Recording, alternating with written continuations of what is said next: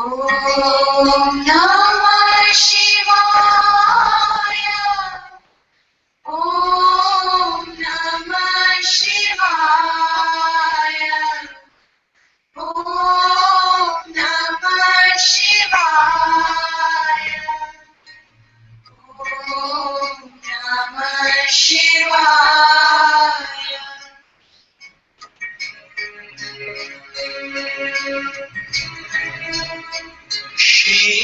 Shivaya Namah. Shivaya Namah. Shivaya Namah. Om Namah Shivaya. Shivaya Namah. Shivaya Namah. Shivaya Namah. Om Namah Shivaya. Om Namah Shivaya. Om Namah Shivaya. Om Namah Shivaya. Om Namah Shivaya. Om Namah Shivaya. Om Namah Shivaya.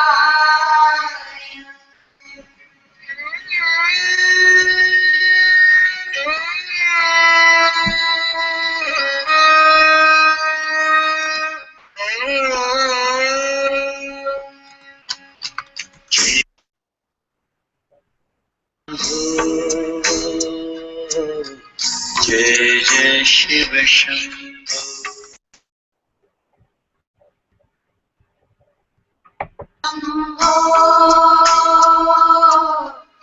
Jai Jai Shiva Shambho. Jai Jai Shiva Shambho. Jai Jai Shiva Shambho. Jai Jai Shiva Shambho. Jai Jai Shiva Shambho. Mahadev Shambho. Mahadev Shambho. Hara Hara Mahadev Shambho. Mahadev Shambho. Shiva Shiva Mahadev Shambho. Mahadev Shambho. Hara Hara Mahadev Shambho. Mahadev Shambho. Jai Jai Shiva Shambho. Jai Jai Shiva Shambho. Jai Jai Shiva Shambho. Jai Jai Shiva Shambho.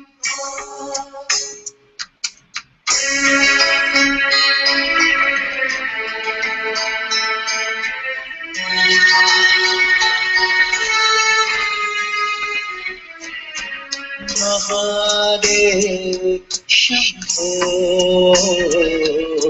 Mahadev Shambho.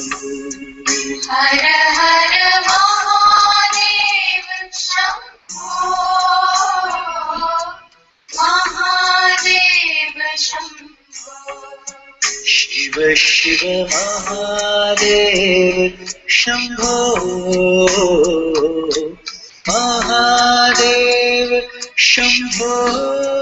Shiva Shiva Mahadev Shambho. Mahadev Shambho. Jai Jai Shiva Shambho, Jai Jai Shiva Shambho, Jai Jai Shiva Shambho. Jai Jai Shiva Shambho. Jai Jai Shiva Shambho, Jai Jai Shiva Shambho, Jai Jai Shiva Shambho. Jai Jai Shiva Shambho. Mahadev Shambho, Mahadev Shambho, Har Har Mahadev Shambho. Mahadev Shambho. Shiva Shiva Mahadev Shambho, Mahadev Shambho. Shiva Shiva Mahadev Shambho.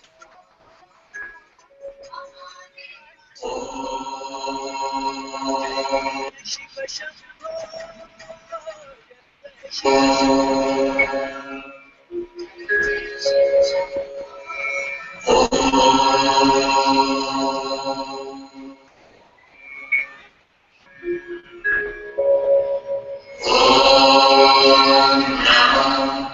Bhagavate Vasudevaya.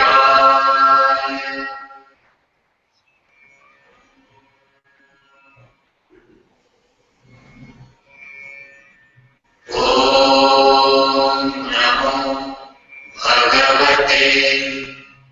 Bhagavate Vasudevaya.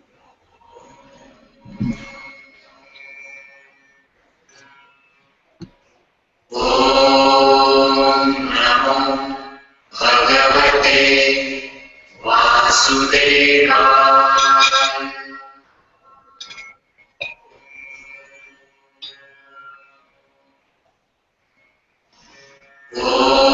Om Namo Bhagavate Vasudevaya.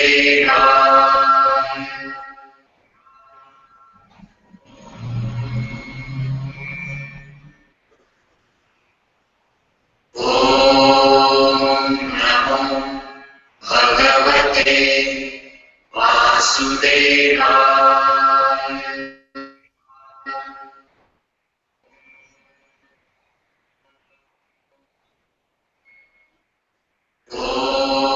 Om Namo Bhagavate Vasudevaya.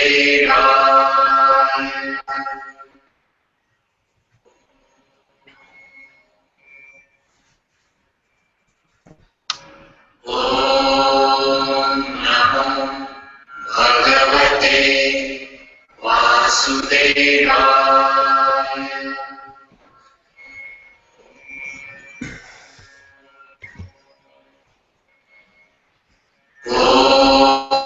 Om Bhagavate Vasudevaya.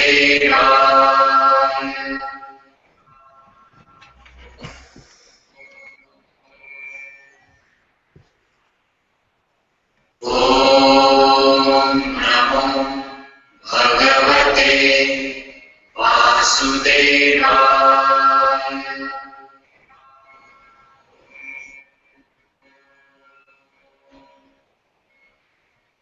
Om Namo Bhagavate Vasudevaya.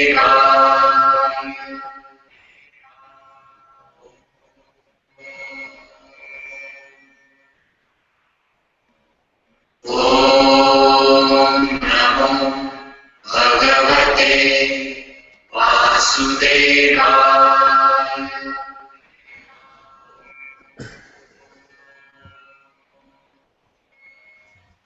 Om Namo Bhagavate Vasudevaya.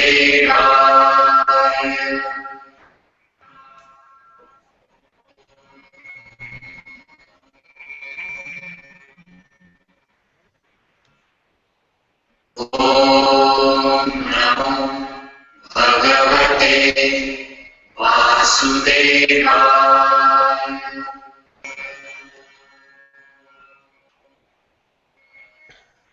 Om Namo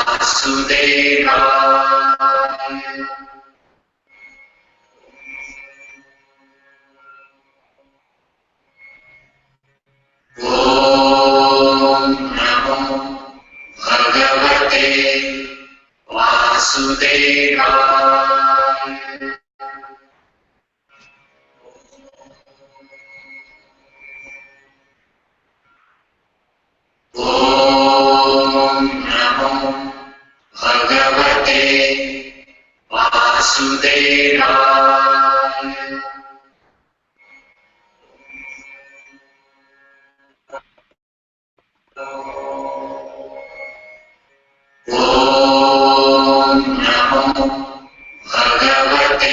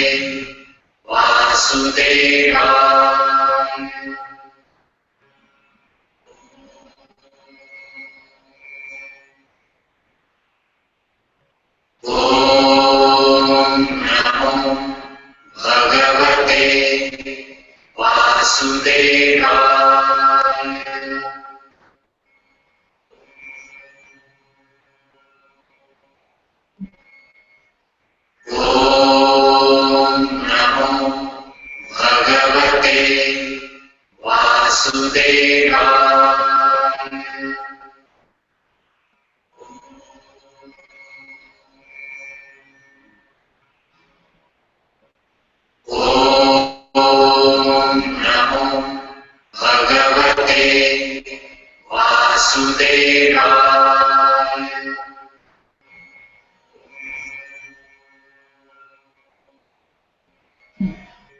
Om Namo Bhagavate Vasudevaya.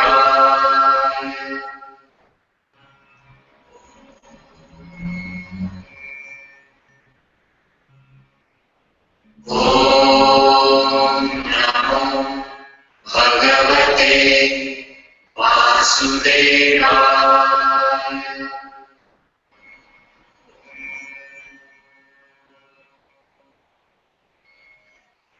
Om Namo Bhagavate Vasudevaya.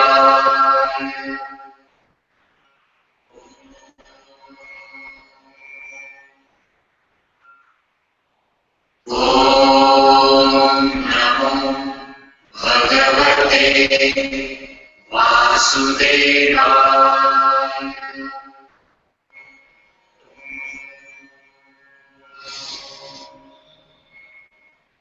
Om Namo Bhagavate Vasudevaya.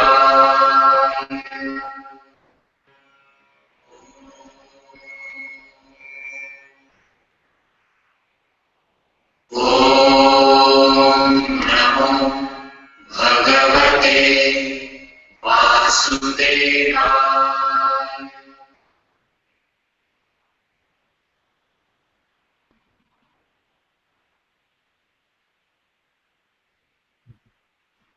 Thank you, my dear. Very nice. Yeah.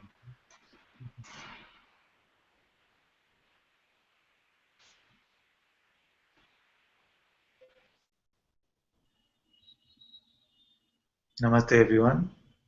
Very warm welcome to Satsang today. Satguru Shri Mujiji ki Jai.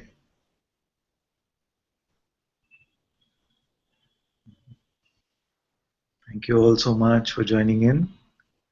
If you're in the Hangout, all you have to do is unmute your mic to ask questions. And if you're on YouTube, you can type your question here in the chat.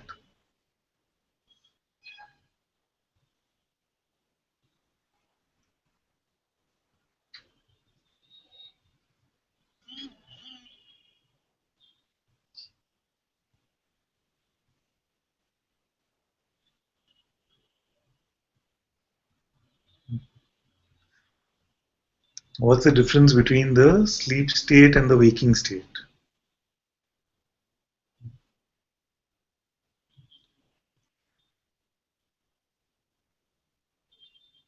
Someone can answer. From here, any of you can say something. Yeah. Jaya says, I am the presence is there in the waking state, and it's not there in the sleep state. And then she says, that's what you say. What's your experience? Know nothing about deep sleep. Very curious about what is it. What about you? Yeah, the I am is here in the waking state. The deep sleep is no experience. I must exist for sure. I'm not really aware of myself in deep sleep. I know I've said. Anyone else would like to say something? I'm going to be school teacher today.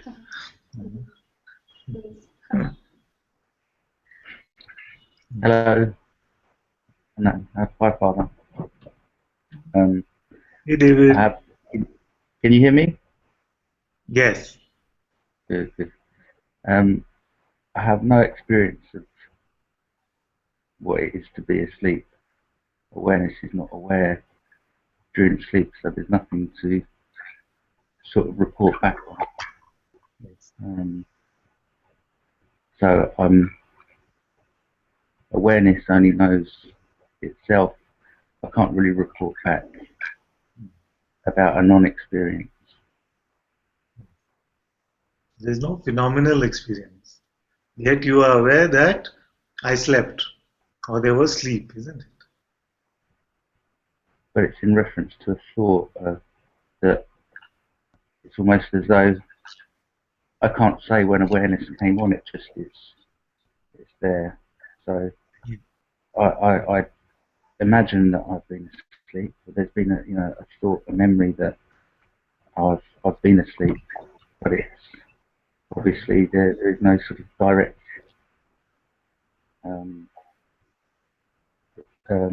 ability to reference whether I've been asleep or not. So let's take it even deeper. So let's say that you had a meditative technique and you could close your eyes and all your senses would stop. Suppose you could close your eyes and all your senses could stop. Also thoughts could stop and emotions could stop. What would be the difference between this state of deep meditation and with sleep? What would be the difference between the two?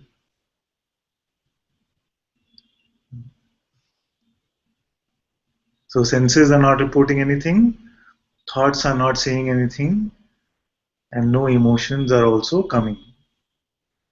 But the presence is still there. The presence is there. This is the difference. So, in the waking state, in the dream state, there is a sense that I am. And in the sleep state, even this sense that I am is not present. Yet, it is not like we don't recognize that we had gone to sleep. It's not like time lapse. It does not seem like we just blinked. You see? If any of you were to go to sleep for 10 minutes, you would wake up and say, oh, I'm sorry, I went to sleep. You would not say, oh, I just blinked. You see? Because if awareness also was to go away, then you would not be aware even of sleep state. You would not be even aware of this, that sleep came and now waking is coming. You see? So the awareness must still be present to see that, oh, sleep. Of course, there is no phenomenal experiencing, not even the presence I am in deep sleep state. You see? We can get into some technicalities about maybe a little bit of consciousness is present in deep sleep state or not, but we'll look at that later. That's okay. So let's presume right now that even the presence I am is not there. And then in the waking state, even in deeply meditative states, there is this presence that I am. It might be completely unassociated. You see? So the important point here is that awareness is actually untouched by the presence even of I am, and then the consequent appearance of the world, and with the dissolving of it. So if awareness is present, you are aware that I am sleeping, or that I am waking, or I woke up. That means awareness must be there. So this awareness of sleep, this awareness of waking, this awareness is untouched by waking or sleep. And all that happens, seems to happen to us, happens in the waking state. But this awareness is untouched by even the waking state, as we've seen. Is it making sense so far? Is it becoming too difficult? Father, I have one question I'd like to ask. The part that seems like with the experience, it feels like that the fact that you know you've just been sleeping, it feels that it comes in after the fact. Means only when you're awake do you know that you've been sleeping. But while you're sleeping, you don't know that you're sleeping. No, it seems like we're able to say, we're able to report on this fact that I have been sleeping only after waking up.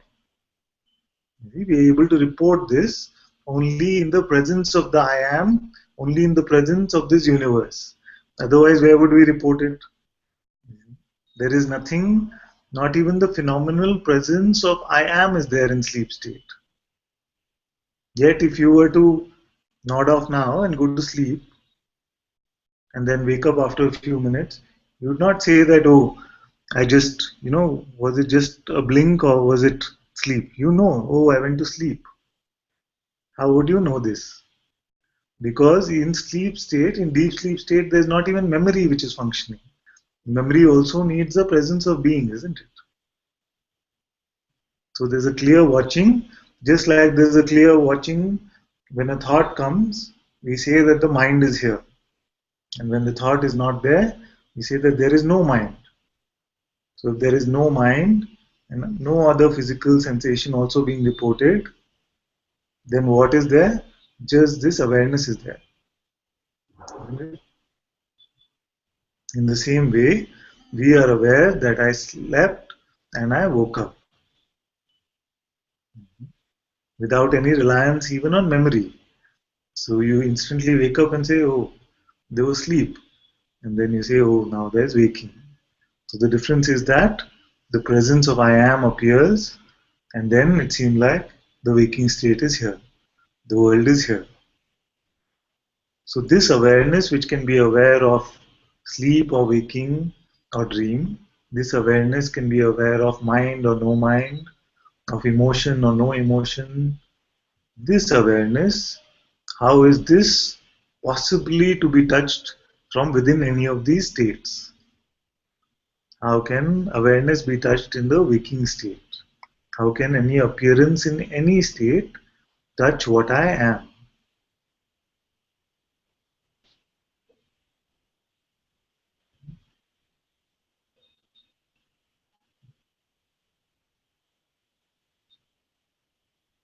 Is it too far out? It's okay. I feel it's very simple actually, because sleep comes, dream comes, waking comes, then sleep comes, dream comes, sleep comes, waking comes, all these states coming and going. I am the eternal witness of all of this, isn't it? None of it is possible, not even sleep is possible without your awareness, without awareness being there.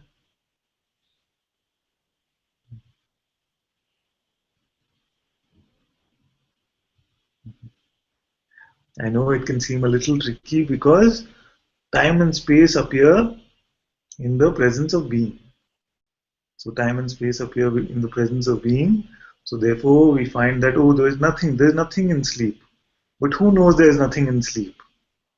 You see, who's saying that there is nothing in sleep? You are aware of this nothingness. But not you as even being. We are talking about the ultimate reality of you. Not even you as being. You as just pure seeing. Otherwise, how would you say that there is nothing in sleep? You must have seen that there is nothing. Not even time, not even space.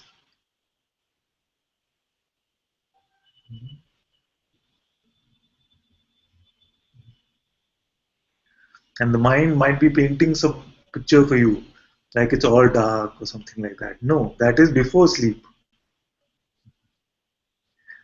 That is before sleep. Don't confuse the dark state, this black state, to be sleep state. Not even darkness, not even light.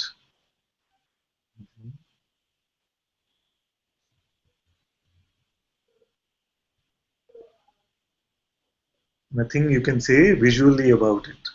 Nothing you can say phenomenally about it. Yet you know that there was nothing.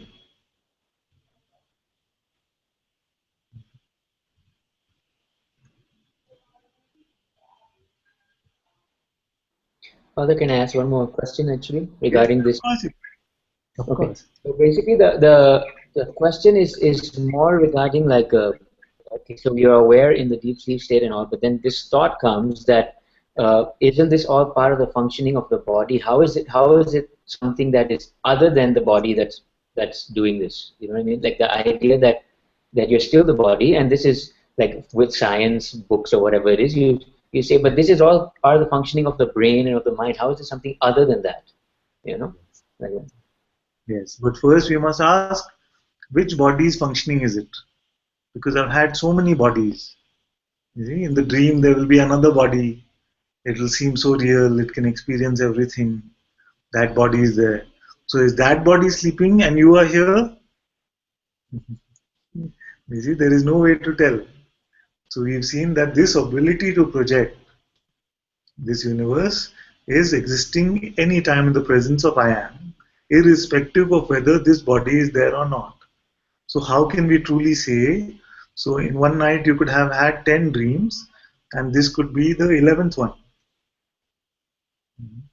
So maybe which body is it that is functioning like this? So in a dream also a dream doctor can come, a dream biologist can come and say, see, this is all just a function of this body. See, your body feels pain, isn't it? It's real.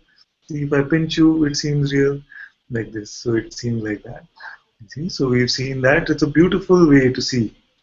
When we look at the dream state, we can see that everything seems so real. There seems to be time, there seems to be space, there seems to be family, there seems to be loved ones. Everything seems to be there. And when we land in a dream, I like saying this because it's so interesting to see like this. When it seems like a dream starts, you see, but we're not startled in a dream. We are continuing a life. A certain life is going on. We are not saying, oh, where am I? Where have I come? Sometimes that might also happen, but mostly it seems like we are leading that life. So how can we be so sure that this is not a dream? Maybe one of those stories is the quote-unquote real story, and this is the dream story. So what I'm trying to say is that this ability to project the body is also clearly seen. This ability to project bodies which seem real, which seem like they are me, are also seen.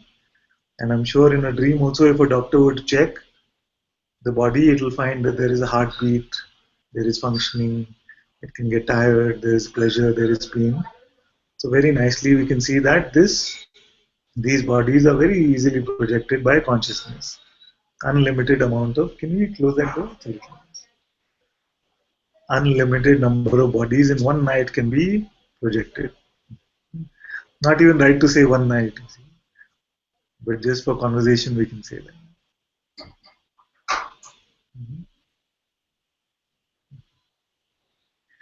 So the functioning of which body, that also we can look at. Am I sure? Sometimes I share some stories with you about some dreams that I have which seem to be continuing, you see. They seem to be some continuing dreams. So maybe this is a dream of one of those. And in this dream, a doctor can come and see that, oh, this body seems to be functioning, or this body is asleep. It's just a projection of this presence of being, projection of this consciousness.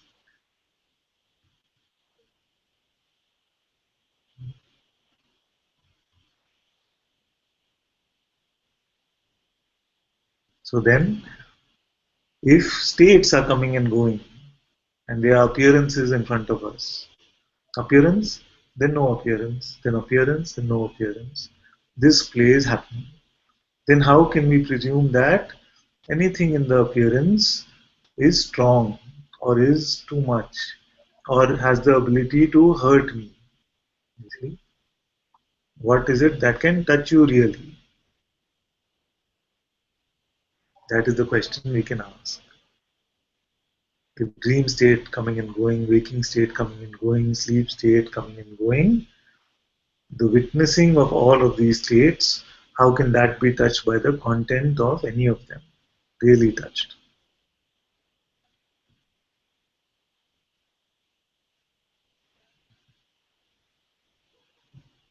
And yet when a dream comes, or the waking comes, it seems like something is happening to us. You see? Then in a dream also we can be running around because we are scared of something. You know? All this can be there. Because again it feels like something is happening to me. But where is it? When we wake up we see there was that. It was all just imagined. I was not a participant in the dream at all. I was just watching it. Just watching it. So that's what we are saying in Satsang. All you're doing is watching. And anything that makes you believe that something is happening to you is just imagined. It is just the voice of this mind which is convincing you that something is happening to you. But you are just watching. You are the pure seeing itself. Mhm.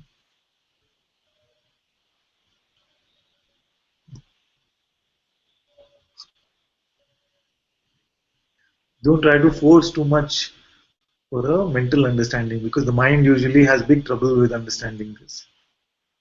Because the mind cannot see any of this. The mind is after being. After the presence is there, then the mind comes. So don't expect the mind to be able to testify to what sleep is like. Because it is not present. Even being is not present. So how can the mind know anything?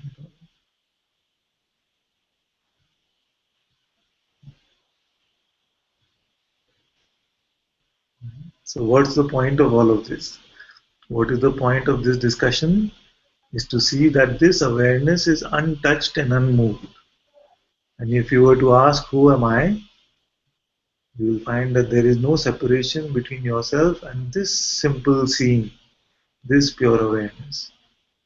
And all the appearances are just movements, a dance happening in front of this witnessing. So in front of the witnessing, there can be sleep state, there can be dream state, there can be waking state. In no way are you actually involved inside any of these states. That's what I mean when I say you're not an active participant.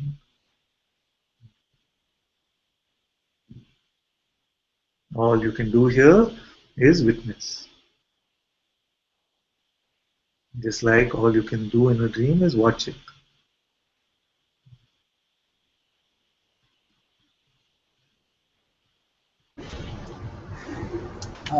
Father, can I say something? Yes, my dear. Please say.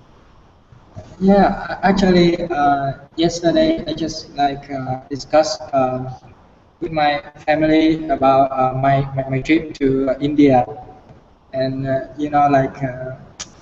I want to explain to them about what is it all of it about, but I felt like there's no power, like I don't know what to say really.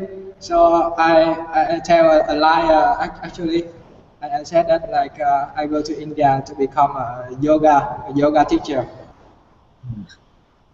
Yeah, but I want to I want to say that I want to come for satsang, but I don't know how to explain to my parents. And it seems like they all mm, they are they encourage me, but they're still very sad, and it feel like my mom she have a feeling that she's losing me, so she Yeah. become very sad. So I don't know. I feel like I am really hopeless, and I feel like I'm a cold wall actually. I don't know what to speak, and I.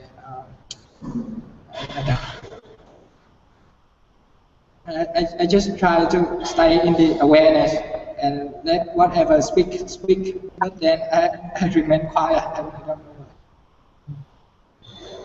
I just want to say something. Can you say something about that? I don't know what to ask.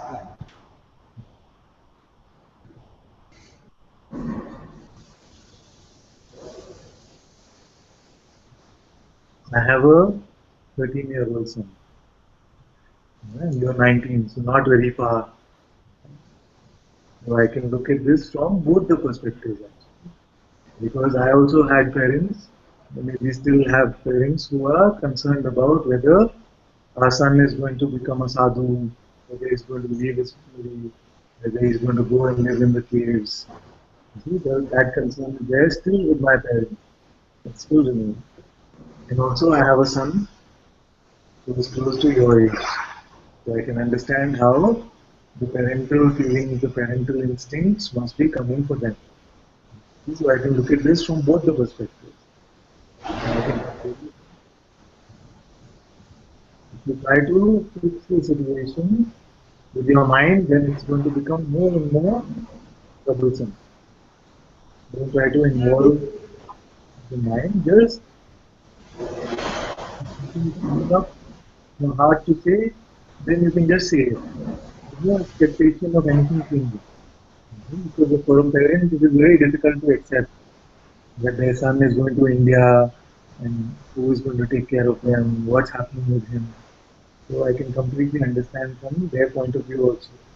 And probably they're not exposed to satsang, they're not exposed to Mujiji, so they don't know that you are going to be taken care of. So it's very natural for That this. is true, but when I try to talk, I feel some arrogant here. Like I can feel my ego was like rising up. Like I want to. Actually, I can't say anything about like spiritual or anything, but I can feel that it's just my ego. It's just trying to say, not my heart. So I keep quiet, and I try to like I try to try to say, but I cannot. But you see, the pointing which I'm pointing you towards is to get you to see that you are not doing anything at all. You're just a witnessing. So this I which is saying that I am doing this or I'm not doing this I is not real. Can you show me some existence of this I? Who is this one? I don't know. It doesn't exist. So don't fall for this I. So this I will get you in trouble. This I will cause needless suffering.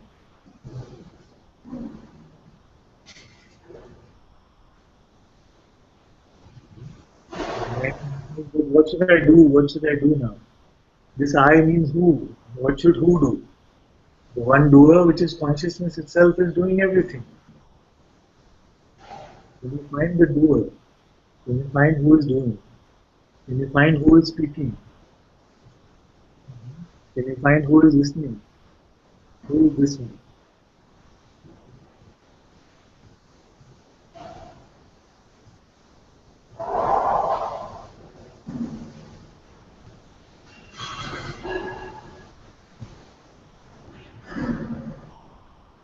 This one just is imagination.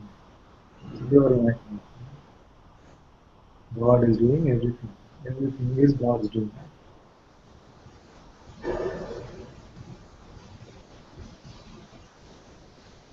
Thank you, Father. When are you coming, my dear? You're coming to Rishikesh? Yeah, I come to Delhi and then I will book bus taxi to Rishikesh on 5 February. 5, okay, okay. I should be there from 15. 15th onwards. Thank you, Father. Very good, my dear. And if you need some help with finding a place to stay, or have you figured out your place to stay, where you're going to stay? Actually, there's like a page, a Sangha page about accommodation. Yes. I have You're asked in, like, yeah, Ram like he said he will book a room for me, but let me see it. And I have some Indian friends in Vietnam also, and they said that they have some friends there, so maybe they can help me. I don't know. very, Thank you, Father. very welcome, my dear.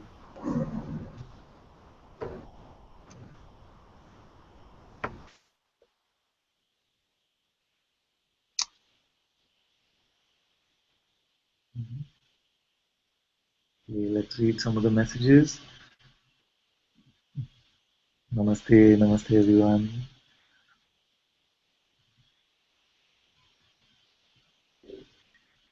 Then Aradhana said, data from mind senses pour in during waking. This data assumed to be the I. Mind and senses are shut down during sleep.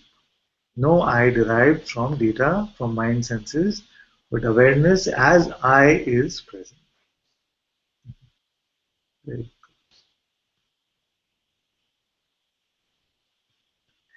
And then Lizal had said no ego.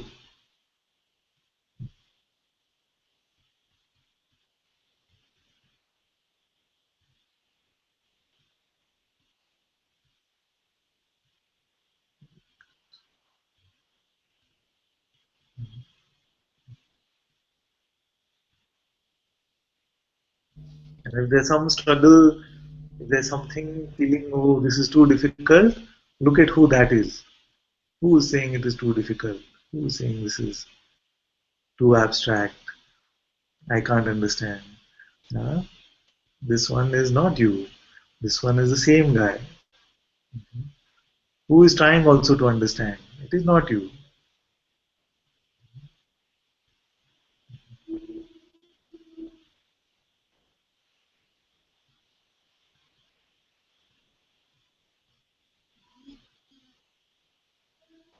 This one must be let go of, you see, it must be let go of. So this one can cause so much trouble because it's completely confused. The mind in satsang is the most tortured thing you can find because it's completely confused and sometimes very angry also. Sometimes he says, don't do anything. Sometimes he says, don't be seen. Sometimes he says, don't hide. What am I supposed to do? And I can completely understand that the mind can be like this. But that is the point of satsang. To get this, to crush this idea that you have about yourself and to discover what you really are. So if I were to give you a pointing which was just straight, then it is something that the mind can pick up. But when I say, don't try to be seen and don't try to hide, then the mind can really struggle with this. What does that mean? And it can lead to all these emotions. Sometimes even strong anger, resentment can come. It is very good. So it comes up like this and can be exposed in satsang and can be thrown into the fire of satsang. Whoa.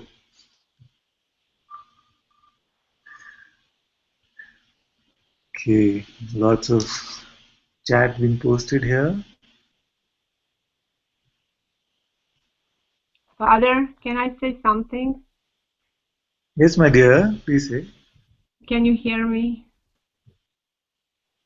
Very well, today is very good. Yes, I also hear good, but I see everybody except you. It's this speed connection maybe. I cannot see you. I see everybody else.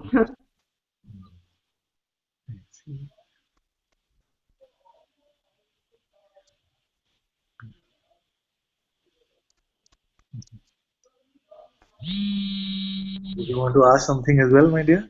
No, I want because I did not hear you. I just want to say this. It seems like confusion, but it's only for the mind because all these states, when I'm awake or when I sleep, I don't know anymore which one is really real because it seems like everything is one moment and I'm only watching everything. Like, for example, yesterday satsang, after I couldn't know if that was a dream in this waking state or when I sleep is more real. I really it seems like everything is one.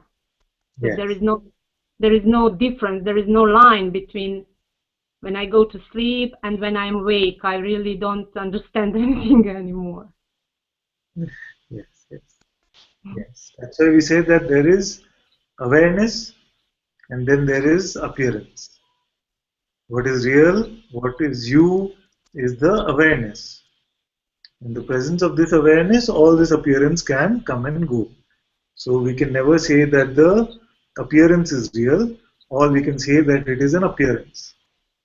But in this context, to say what is real must be only this witnessing, this seeing, this awareness, isn't it? Yeah. So no appearance can truly be said to be real. True, because everything is coming and going, appearing, disappearing, all the time. Nothing is constant. This coming and going of appearances is just happening, changing.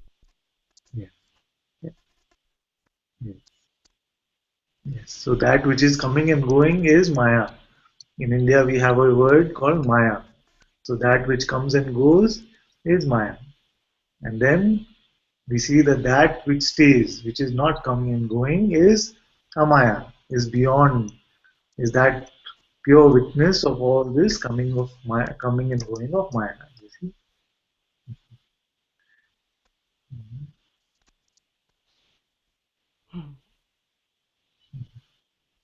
So discover that which is beyond this Maya. Find that one which is beyond this coming and going of appearances. It's always here. Yes. Awareness is always here, and I'm aware of it. Just sometimes attention goes not too much, but it seems like appearances are happening and moving so fast that sometimes my attention goes to some of them and stays a bit with that appearance, and then in that moment that appearance seems like to be real. Yes, it seems like that. And the point of the mind is to convince you that they are real. This mind comes in and convinces you that this is happening to you. You see? But I know for you, it's clear that you are this awareness itself. Yes. Very good, my dear. This is very good. Thank you, Father. Thank you. Thank you so much. I'm so happy. I'm so happy you're able to come to the Hangout. Thank you so much. I love you so much. Love you too. Okay, there's a lot of chat. Father, my computer made a mistake, so I reposted it. So it's shorter. I see. Okay. Sorry. No worries. So the first bit.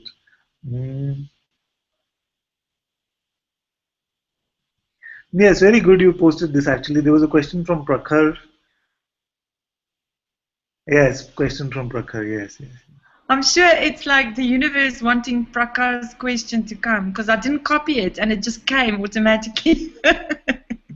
In fact, this is good because I was feeling that we'll look at it in the satsang, and then no memory, I completely forgot about it. So this is good. Very good. So you wanted me to look at something after that, is that what it is? Yes. So there's a question from Charles, which is the last chat post, and then I'll post Prakhar's question again. I see. Wonderful. Okay. So Charles said, Father, can't post this on YouTube because it's too long, but it relates to the current satsang topic, leaving it there at your feet. There have been times, once recently, where I wake up from sleep before the mind goes. Before the mind does. Yes, there is no cognition, no thoughts, no idea who or what I am, and no cognition whatsoever to say what is or who is. Yes. But the presence of being is there. This being is unassociated. This being is not yet a person. You cannot say I am Charles, or I am George, or I am anything. Because this being is just being. All that can be said in retrospect is isness. Yes. This isness is beingness, the I amness. I amness, amness, isness. Yes.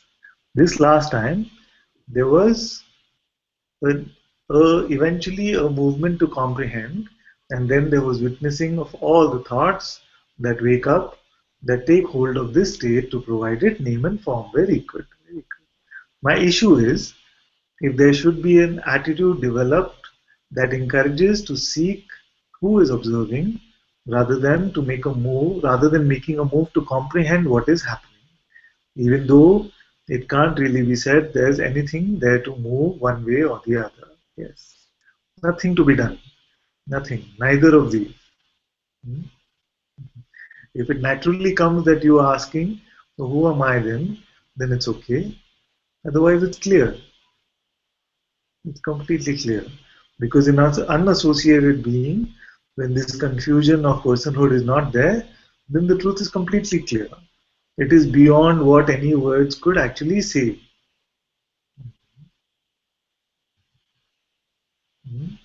So don't give any practice to your mind with this. Don't feel, oh, this state is back here again, so what should I be doing? Because this again, we fall into the trap of thoughts.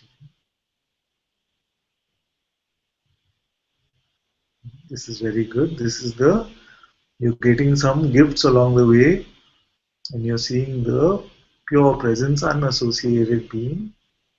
Don't get attached to any state. Just enjoy when these gifts are coming, and they come or don't come. It's all a play of consciousness itself.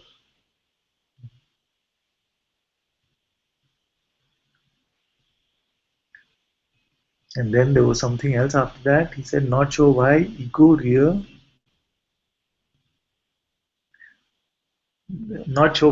realization was observed and still remains identified as all these thoughts that say, this is who I am. Ego realization was observed and still remains identified as all these thoughts that say this, yes. So when you say the ego realization, you mean that you can observe the birth of this ego and these thoughts which come and pretend again that you must be this person, this is your life, all of this. It's very good to see like this, because don't expect that the mind should just go away. That is another mind desire alone. See? Who is saying the mind should go completely? It is only the mind itself. Because being or seeing doesn't have any trouble with mind also. It is again a personal desire for us to say that, okay, I want my mind to completely dissolve.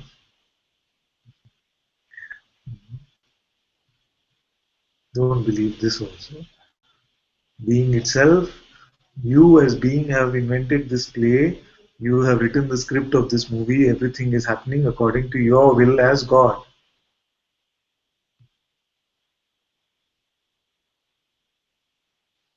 Very good.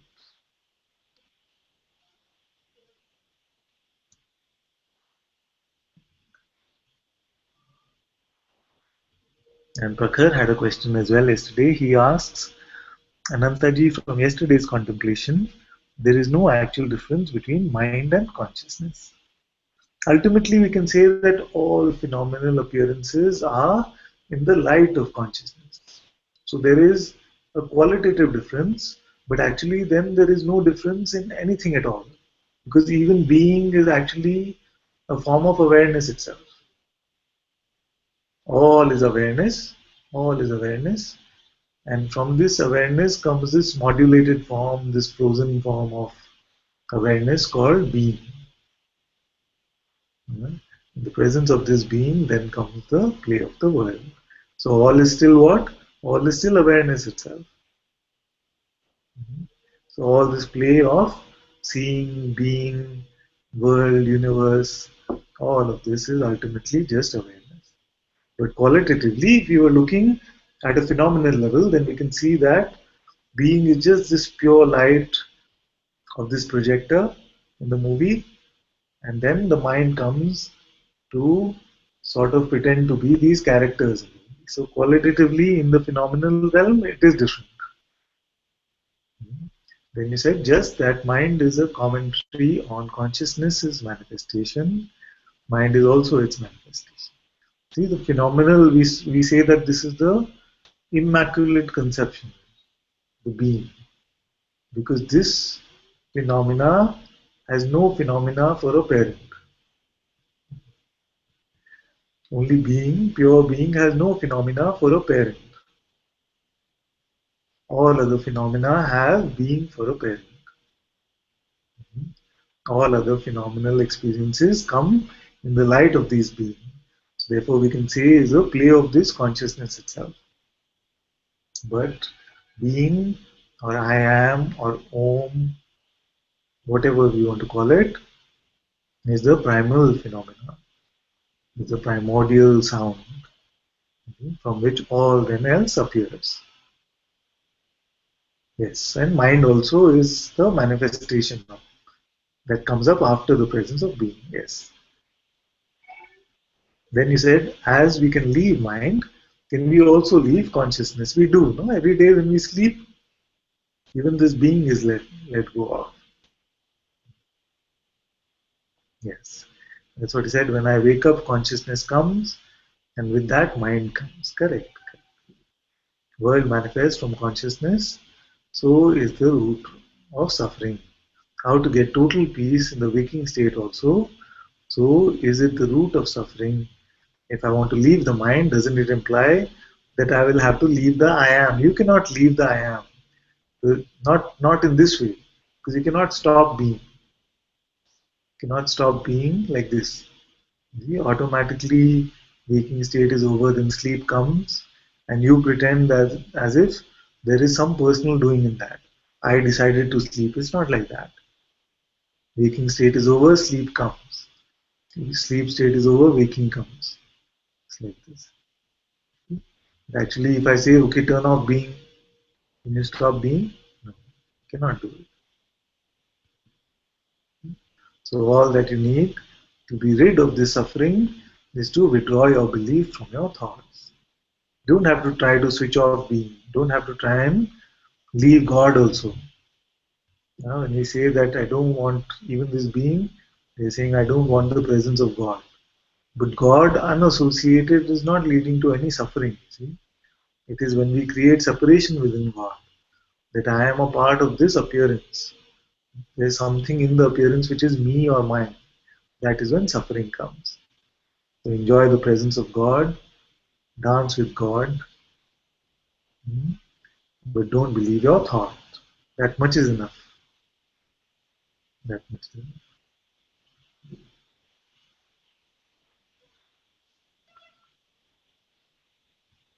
So I'm not sure whether you're here now, but maybe what I will do is I will look at the time at which this answer started and we'll post it on the chat saying that this video, this is the time for you to watch.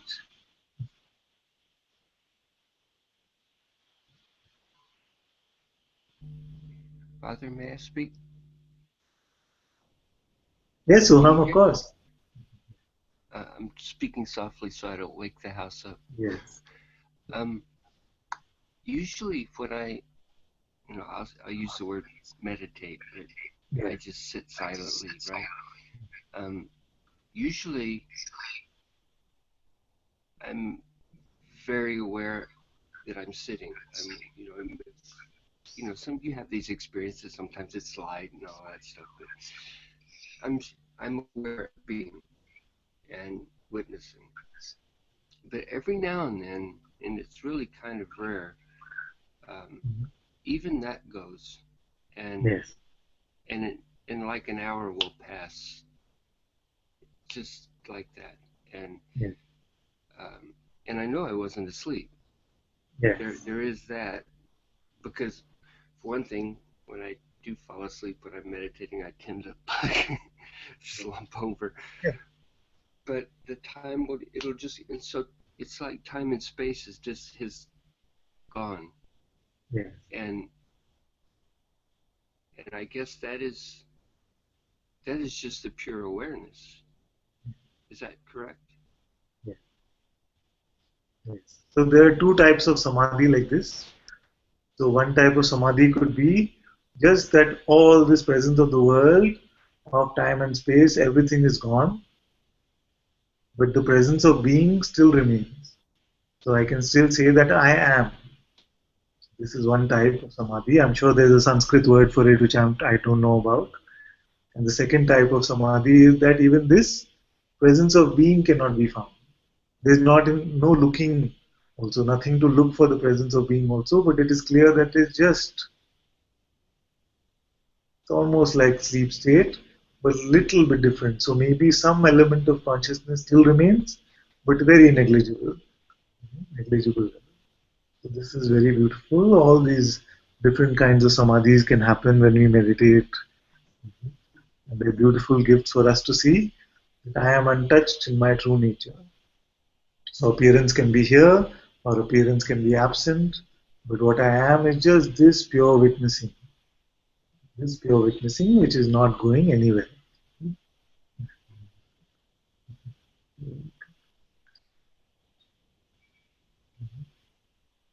It's very good. So you can take this as a prasad, as gifts along the way, but none of the others should feel like there is something missing if I'm not coming into these states. If this is not happening with me, doesn't mean that you are far from freedom or something like that. Thank you. Very welcome, my dear.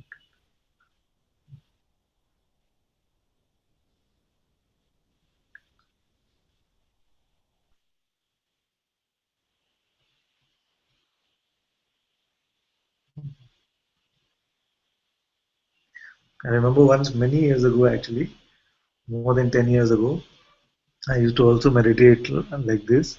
So there was a time completely like this. No thought, nothing was moving. I didn't know how much time had gone by. Then the mind came and said, "Stop this, I'll give you a good life." And the mind itself responded saying, "Deal, we have a deal." Yeah. And then after that, there was so much guilt so much guilt that came. Oh, why did you make a deal with the devil? And all this kind of rubbish. You see, it is just a mind play, the whole thing, the question and the answer both. But that maturity was not there at that time to see this. So all this such beautiful state came, and the mind used this opportunity and said, "Stop! I'll give you a good life." Immediately it said, "Deal." Huh? And then there was like, "Oh, I said deal. I bought. I made a deal with the devil. Now freedom can never be mine." All these kind of things came like this. All stupidity of the belief in the mind. See? I just remembered this story when Soham gave his report about his state.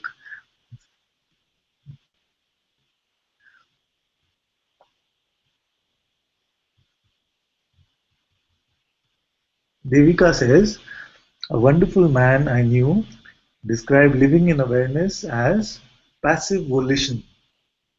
Passive volition. Volition because it feels as though the person chooses, and passive because you remain aware that you don't.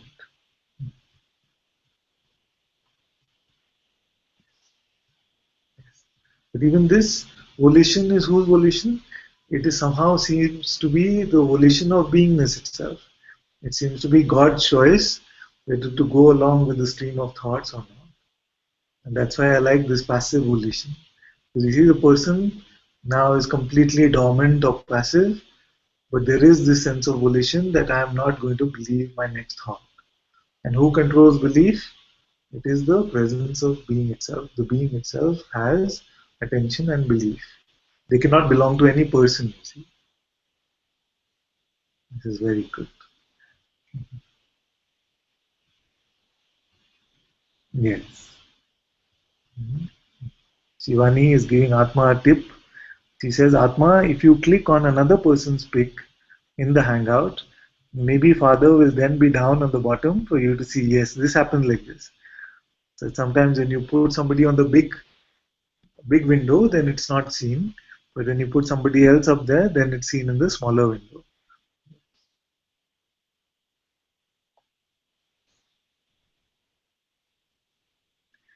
Han says, "Father, for the last weeks, it has been more and more difficult for me to be concentrated on what is being said in satsang. It's so frustrating, feel kind of disconnected." This can happen in satsang, see. Sometimes it can seem just like noise, that the words are making no sense. You can see that. But I'm very happy that you came still. Because many, when they're feeling frustrated, like they say, "No, I don't." There's this feeling of not coming. But as you come, something here, something there will get dissolved. This frustrated one will be seen again to be not real. So let this frustration come. Let it come. Don't try to stop it. Don't resist it. You see, if you want to come to the hangout and shout, even that is okay. Because I want this to get released. It's very good. So don't buy the thought that I will not come to satsang. Everything else will then work out in this presence of satsang itself. So let it come. I doubt there is anyone in the Sangha who has not felt this frustration. What is going on? I'm not understanding what's going on. Like this. And then this energy also needs to be released, so it gets released. And then if you were to go back and listen to a satsang again it'll be, "Oh, this is what you were saying." Just pure, simple, common sense actually. You can see like. And Nitya also says, "Same here, Hans." So same thing for you also, my dear. It's very good that you continue to come.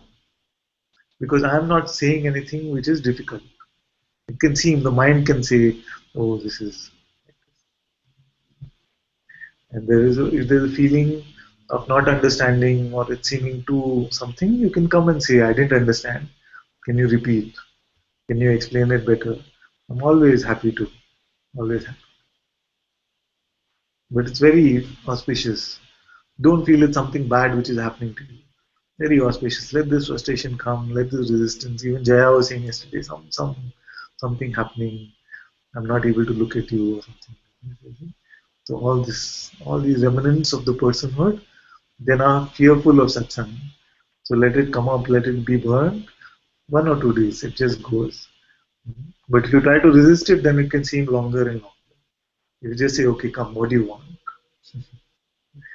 Don't try to resist, just be completely open. You'll dance around for a while and then it'll get tired and sit down. Nothing it can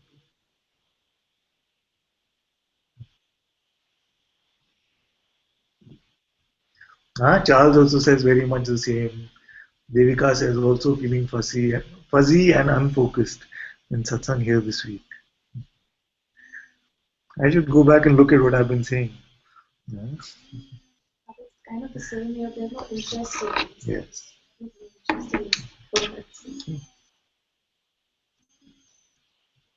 Yes. And Han says the feeling is that there is no other option than to stay here. This is very good.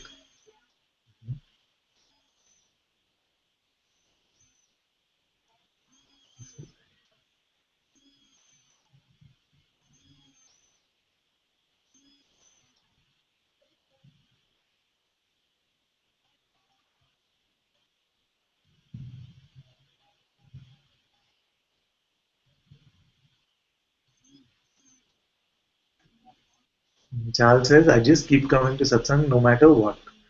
The more convincing the mind, the more stubborn I get to not miss satsang. This is good.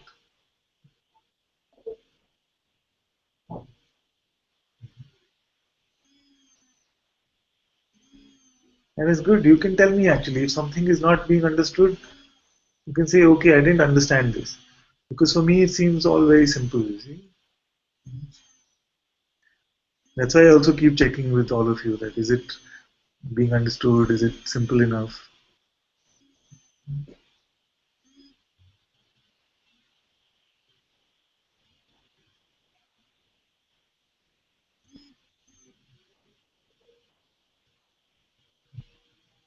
But I know this one also which tries to resist satsang.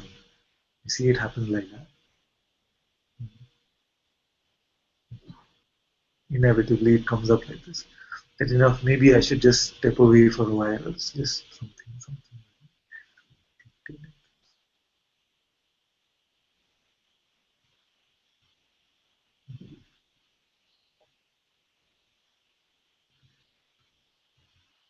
Shivani says, Father, just this fear here and no question that something wants to hear you speak. Very good.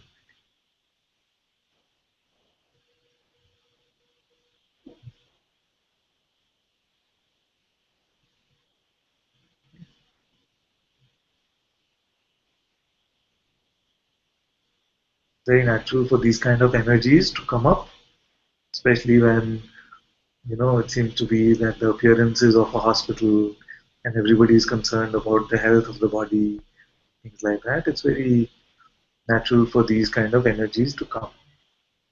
Don't resist. Don't feel that this should not come or anything like that. Just be completely open. Don't fight with it. Say to the fear, okay, fear, what do you want? Is there something you want to tell me?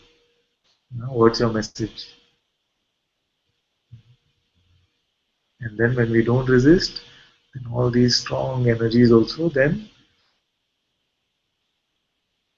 just start dissolving. Because you are infinite space. You are that in which infinite space is born, you see. So no fear, nothing can actually touch you.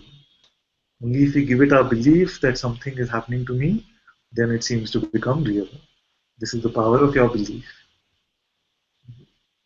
Just you say, okay, fear is here. Just look at it with wonder also. Sometimes it happens like this, some old energy will come, and then you look at it with wonder, oh,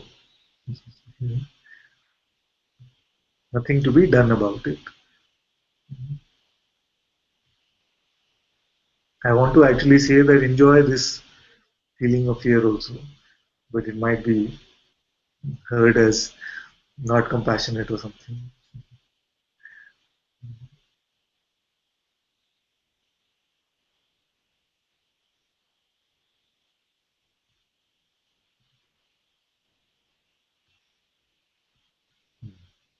Yes, Shivani, if you want to come in, you can. Lucia says it will be good for father to see you. Yes, she was there in the almost the entire satsang yesterday from the hospital bed. So she holds the record for the only one ever to be in satsang from the hospital. Is there room? I'll leave if you want. We'll just wait and see what she says, whether it's possible for her to come or not. Okay.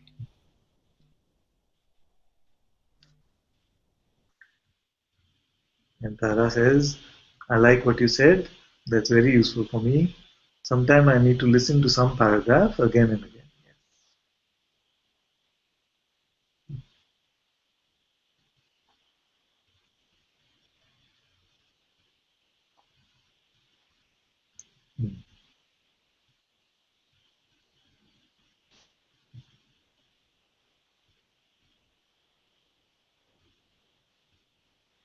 So we have some volunteers who want to leave the hangout if Shivani wants to come in. But I observed the other day that there is usually, like it used to be on Ustream, there is usually a lag of a minute or so between the hangout and the YouTube broadcast. I don't know whether it was just for me, but usually I see that there is something. So the question might just be getting to her now.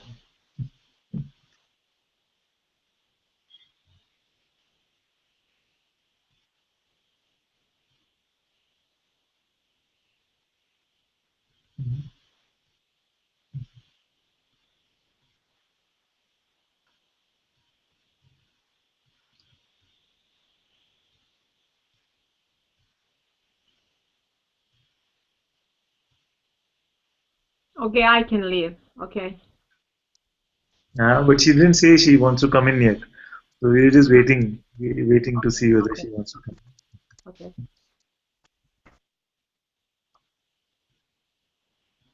Father, I have one more question, just to Yes, of course, my regarding this whole thing. Is it better off to just ignore the thoughts that are trying to say that you have to somehow make a picture of what it is that you are, and like basically like I'm trying what the whole thing is trying to boil down to is that I don't know what I am. I know that I am. I don't know what I am, and then in the deep sleep, even that I am feeling is not there. And then basically, if you never wake up from the sleep at all, let's say you just die in your sleep, then you'll never know that you are not also. So basically, the whole thing just boils down to the fact that you'll never know what you are, right? Is that what it is? So should we just ignore the mind when it's trying to find out what it is that you are? So in deep sleep, actually, there is no trouble. There's not even a desire for self-discovery. Right. It is only that, why do we do the inquiry? Why do we find out who we are? Because in the waking state or this dream state, we seem to be caught in this idea of personhood and we seem to be suffering. Nothing is really happening. But it seems to be like God itself is suffering because it started believing that it is an entity in the world that it created. And then God somehow is not enjoying the suffering now. So it's created this rehab for itself called satsang, where just this reminder about what you are is spoken of again and again in various different ways. So then, as long as the waking state is there and the sense of some personhood is there, then it is always good to ask, so what am I? But in sleep state, awareness is completely unconcerned. In any state, awareness is completely unconcerned.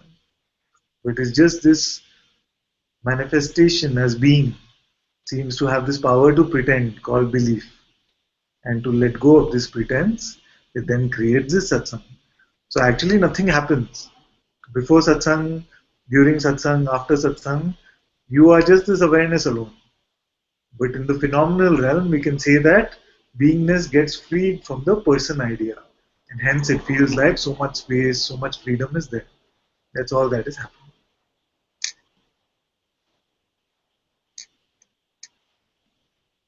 So if there's a sense that there is some suffering possible, then we can always look at what am I really? Who is the sufferer? You see? But if it's all joyful, it's all just a game, it's just seen, it's an appearance, then no need for inquiry also. And once the answer is clear for you also, we don't need to keep saying, who am I, who am I, who am I. You don't need to constantly remind yourself. Life will remind you anyway. Life will send something along your way. If it has some juice, you can then go back and say, what is happening? Which beliefs am I picking up? Which concepts am I believing about myself? Like this. Or just who am I? Same thing actually. Same thing.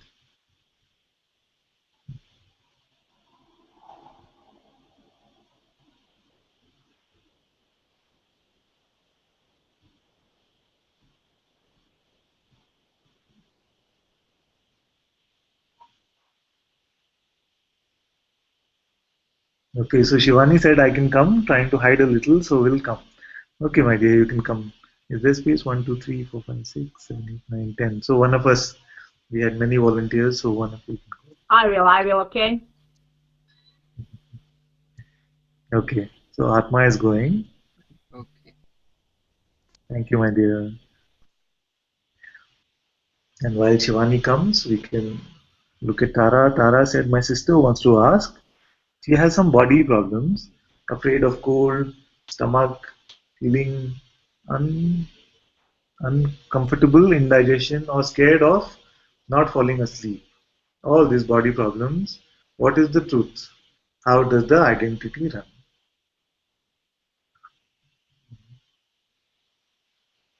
I remember she had said that she doesn't believe in God. But I was going to say that let God run the body. Who has given the body? So don't call it God also. If there is trouble with God, then don't call it God. But there is something that is the creator of this body, the creator of this universe. Okay? So who's created this body? Man cannot figure out why these, even through science, we cannot figure out why this set of billions of molecules agree to stick together and create a body. In all our scientific progress, even this simple question we have not been able to answer, which is why, how do these atoms stick together to create this body? Why doesn't everything just fall apart? You see? So there is some force, some supreme power which seems to be projecting this entire world. And your body is part of this world.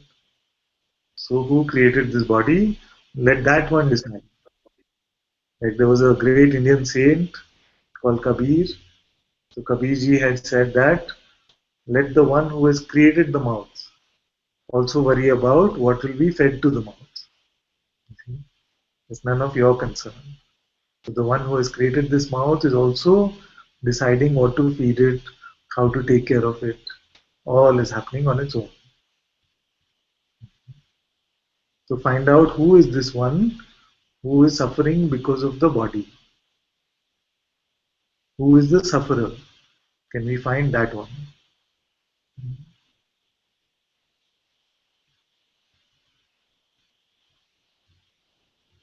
And you will see that this sufferer is only an idea, just a thought. This person is just a thought, just an idea.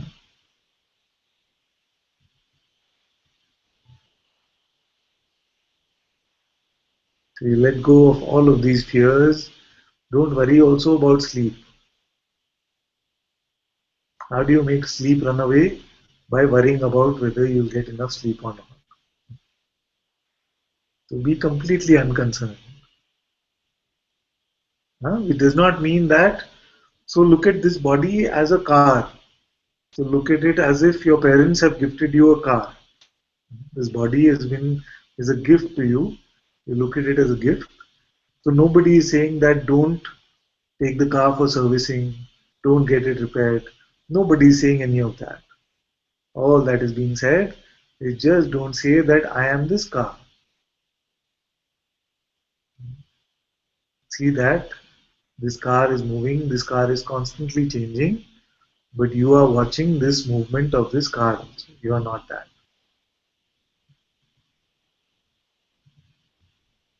Then all these stress related ailments, all of these might start fading away, falling away.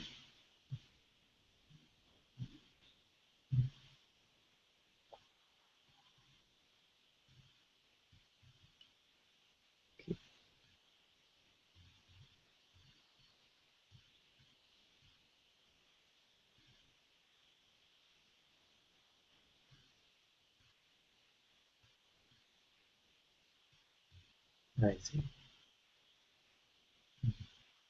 So Jayani does some magic and she gets Shivani to come inside. All this amazing technology stuff. I don't know how it happened. Jayani sitting in South Africa, Shivani sitting in Australia, and Jayani has to do something for Shivani to come in.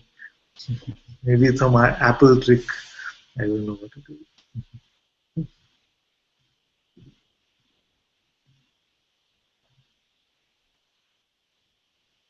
Hi, Father.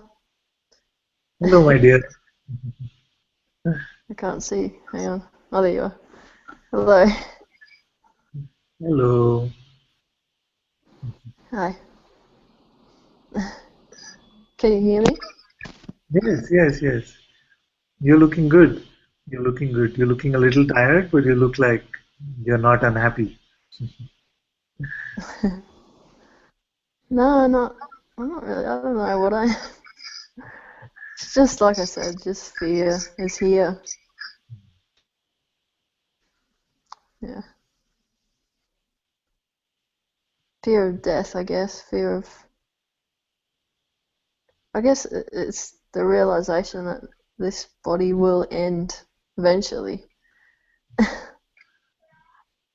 That's kind of hit home. It's like it maybe not today, but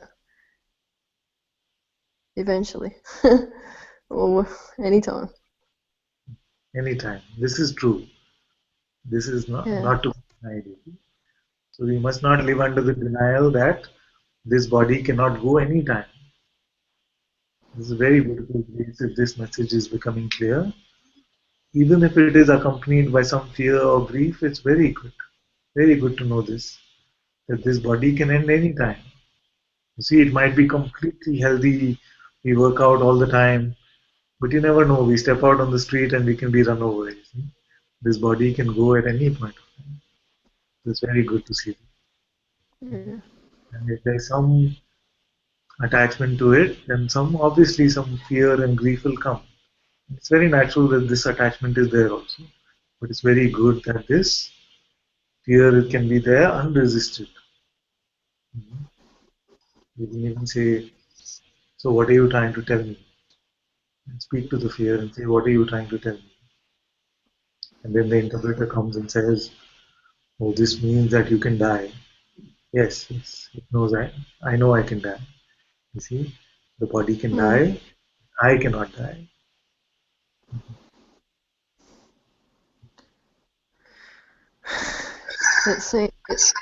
It seems to what I'm noticing is that fear seems to like make the mind go into overdrive. It just Yeah. I don't even know what it's saying. It's just overdrive, which creates more fear. So it's kind of a vicious circle going on. We say in satsang that sometimes, especially if you've been in satsang, then the mind doesn't go away, but it's waiting around for an opportunity to come. See?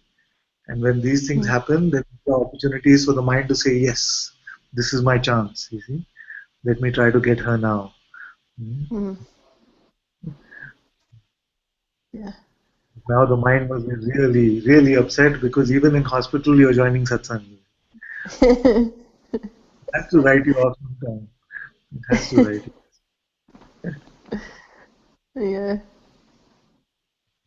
So this feeling of hiding, you said, feeling of not wanting is this, that at least now you're in the hospital, at least now don't go to satsang. You see, just be with the mind. The mind wants to say like this. Yeah. It has no chance. The mind has no chance. If you can join satsang from the hospital, then can it It's grab even you? there's all fear around coming, you know, obviously. I asked the specialist if I could fly. He said the body's up to flying. It's just whether or not the mind is up to flying. I don't know if he watches satsang, but that's what he said. He just asked if I was going near a major town. Was the only question he had. You didn't Advaita police him and say, but I am aware of the mind. I am not the mind, or something like that. No. Did I? Is that what you said? Did I? That would have been too much satsang for him. Yeah. No, I just let him speak. But So yeah, there's all. What's the scariest thought? What's the scariest thought? Having a heart attack on the plane or in Rishikesh and not being near a hospital and dying.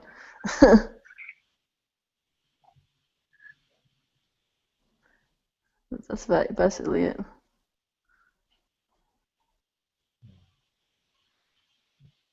You know what happens in Rishikesh? Rishikesh is on the banks of the river Ganga, which is so beautiful.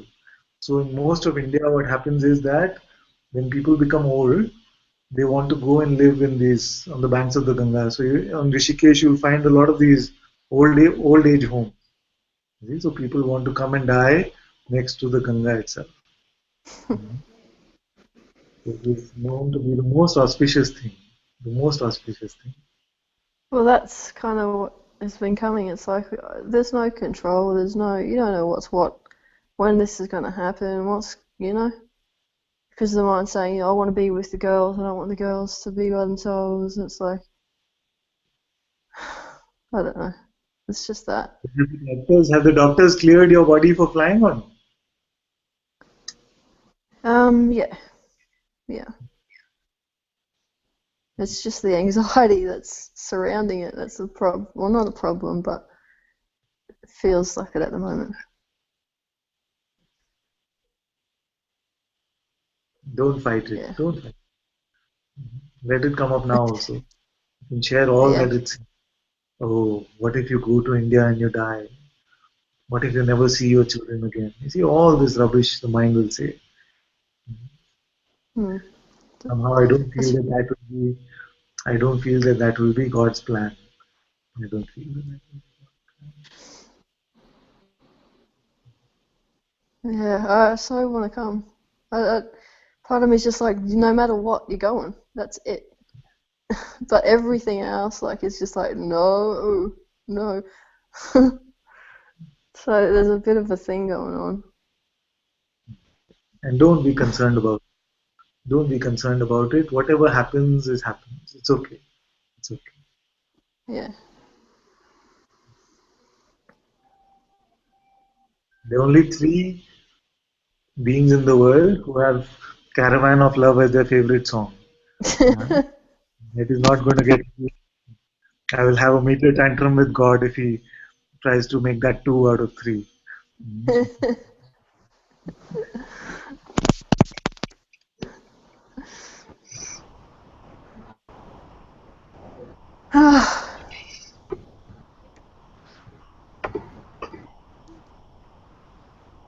Yeah. I don't know.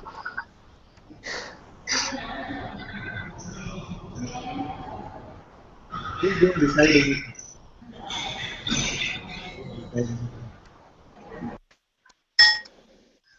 Sorry, I couldn't hear that. I said don't decide anything at all.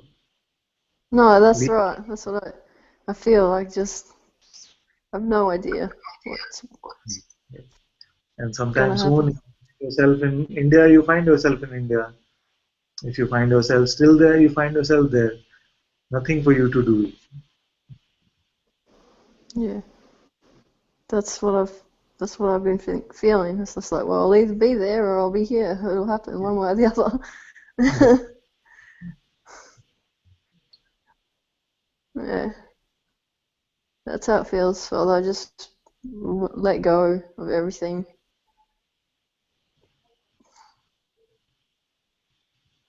How are the kids doing? They're doing all right? Ruby's actually in Melbourne with her dad, so she doesn't really know because we don't Oh, want to freak her out because she's not here. Yeah. But Jessie's good. Yeah, Jessie's been up a few times. Yeah.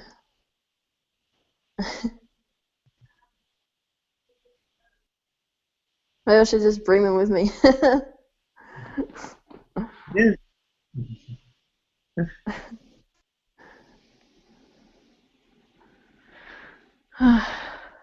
Well, yeah. I don't know. We'll see what happens.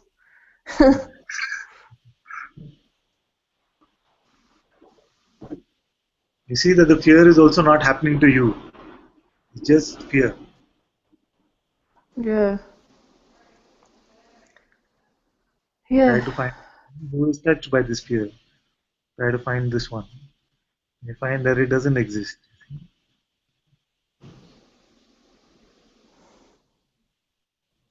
It's I don't know.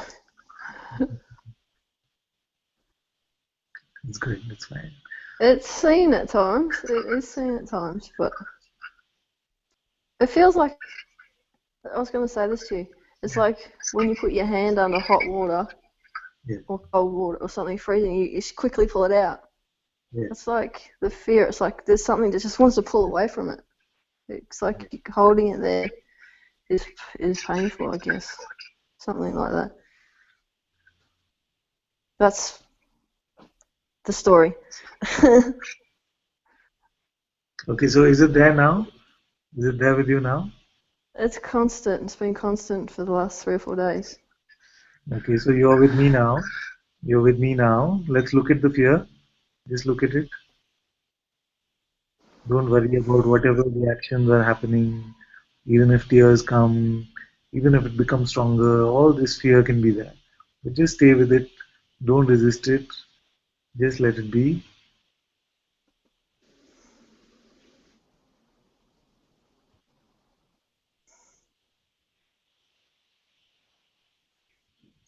The fear is appearing inside this infinite space, which is you. It's appearing inside something, isn't it?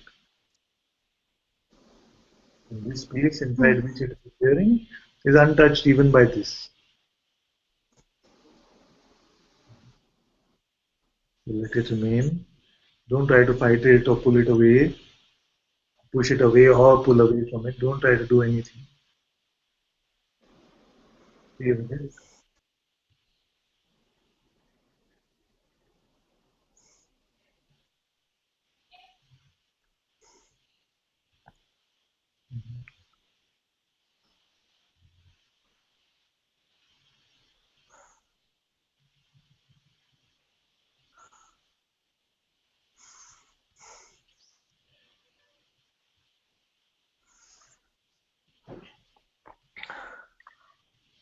It's okay, let whatever reactions have to come, let them come. Don't resist anything at all.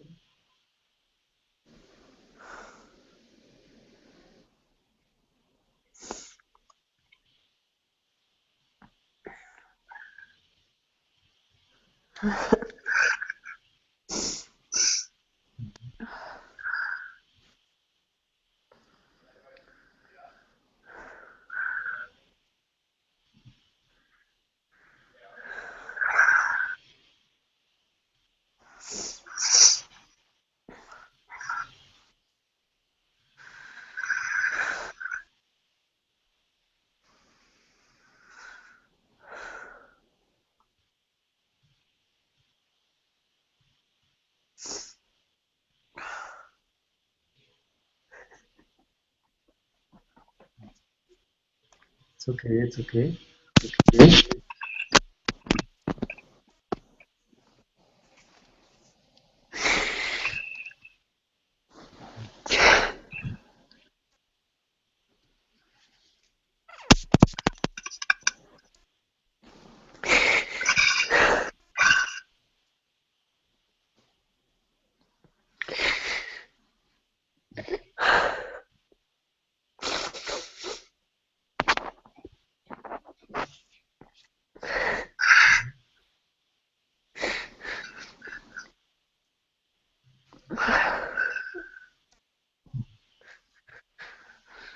Let it exhaust itself. Let it get fully.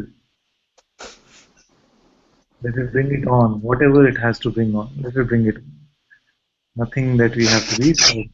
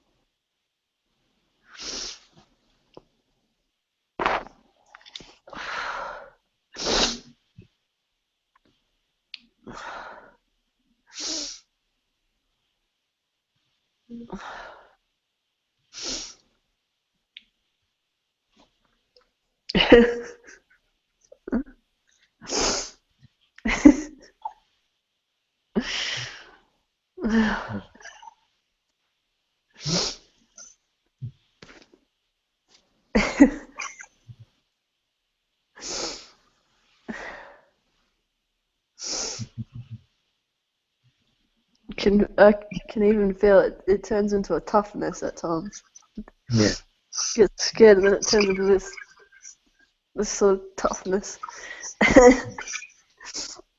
As a cover up, I guess. Or, just sharing that. I felt like I was starting to get tough or something. Yeah, we try to become very brave or something like that, or put up a brave. It's not required. Let it just come and.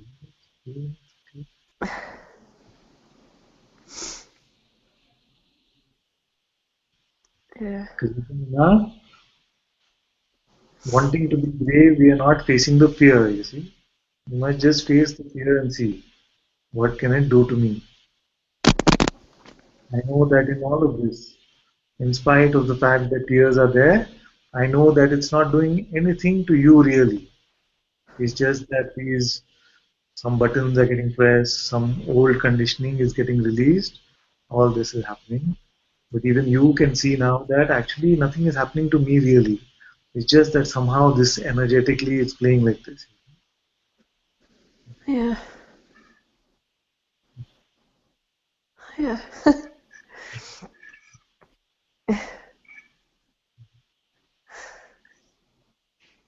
Gigi uses this example, and says it's not the most elegant one. He says nobody likes to vomit. Well, they're vomiting, but once it's over, we feel better, isn't it? Yeah. When we're fighting this fear, when we're resisting it, it's like, oh no, I don't want to vomit. We keep holding it inside, holding it inside. Once it's out, just let it out, and then you feel much better. Yeah. There's a thought that I'm seeing that is believed or has belief in it that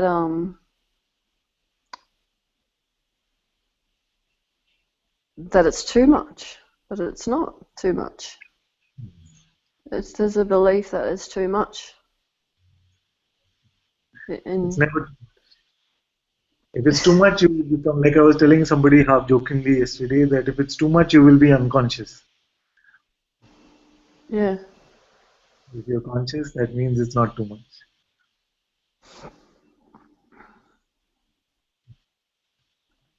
Yeah.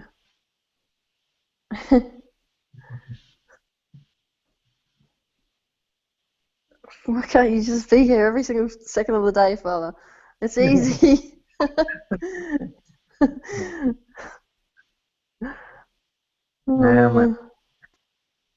right there.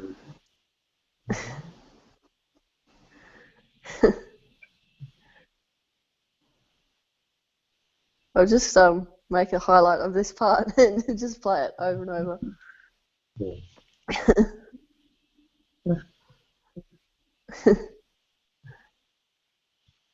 There's nothing. Good.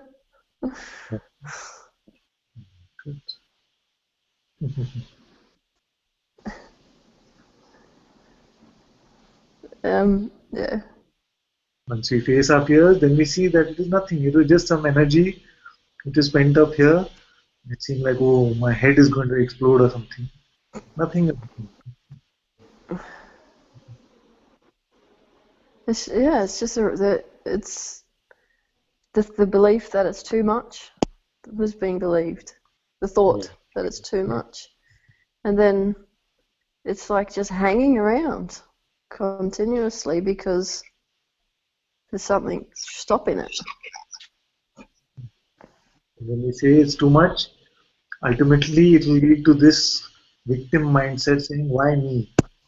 Does it all happen to me? And then we believe this me too much, you see, this me.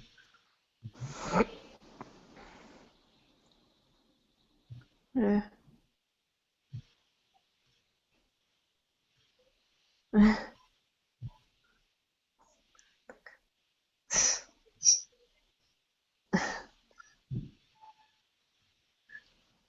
Just enjoy even this. Enjoy the room service in the hospital. Enjoy everything. Enjoy the crying. Enjoy the fear also. Nothing is happening to you.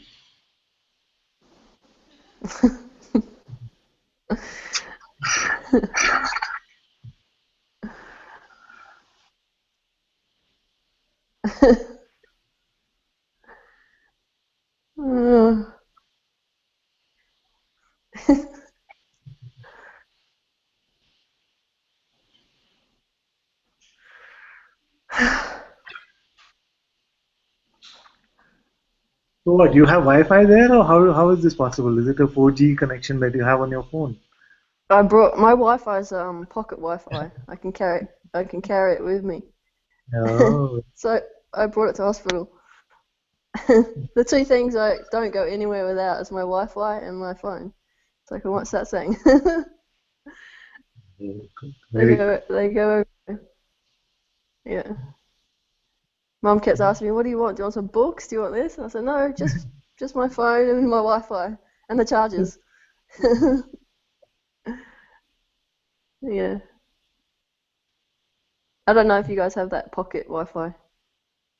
No, but we It's have just another thing, also portable, yes. Yeah.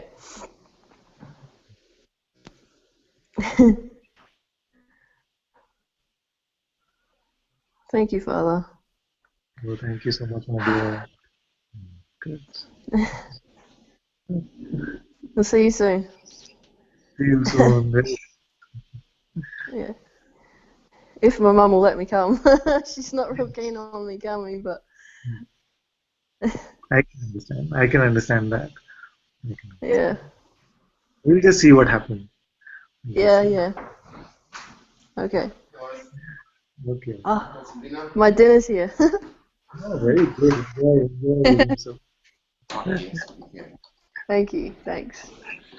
Okay, I might mute. Is that okay? Yes, of course, my dear. Thank you so much. Take care. Okay. Thank you. Bye.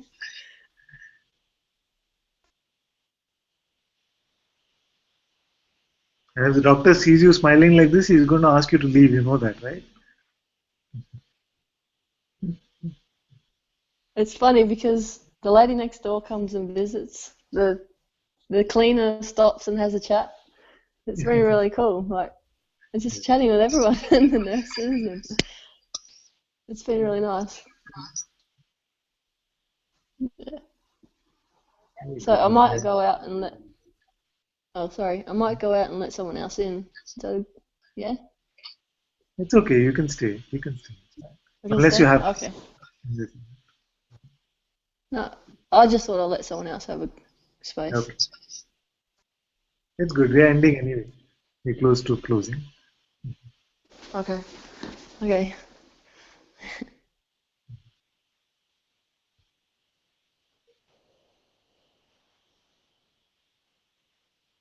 All right. Let's read a few of the messages before going today.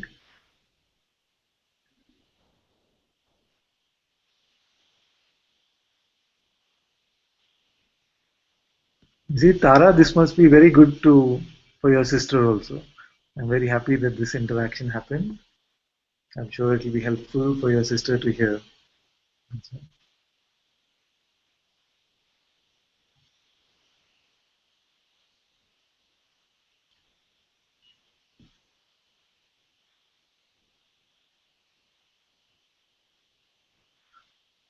And Jayani said, there is a complete understanding of those fears of dying and leaving my girls.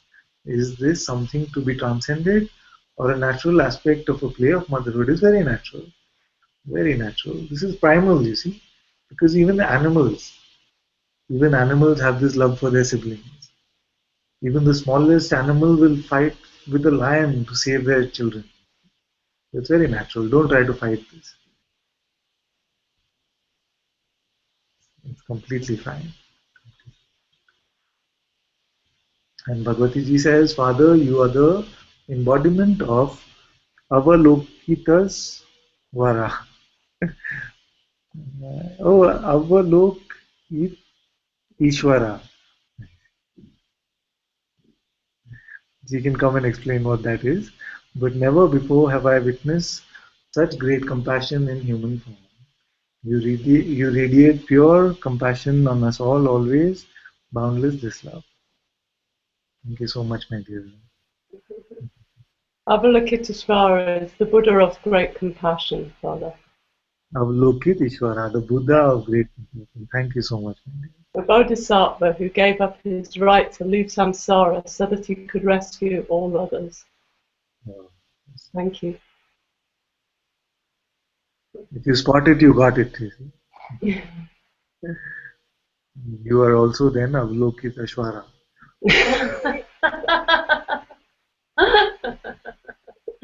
I thought you spotted it, you got it.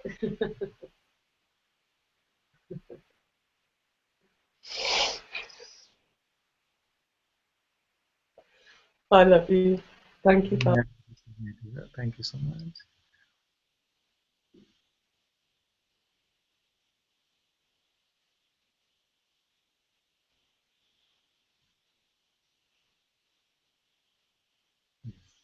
So Tara said, my sister also wants you to guide her to deal with fear and anxiety. Yes, yes, yes. You can. What you can do is this conversation that I had with Shivani just now. You can just hear it on YouTube and you can translate for her. Because we are running out of time today. So what you could do is you could play this back and then you can translate slowly. And then tomorrow, if she can join, then we can have a more longer conversation with her as well. Is that okay?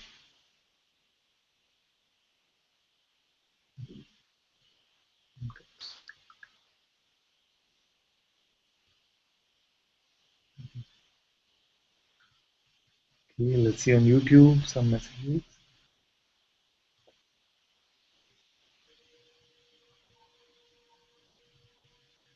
Aradhana says sleep and waking are also not in the control of the person. Both come and go as they wish. Heart goes out to Shivani, super trooper you are. Like the old ABBA song.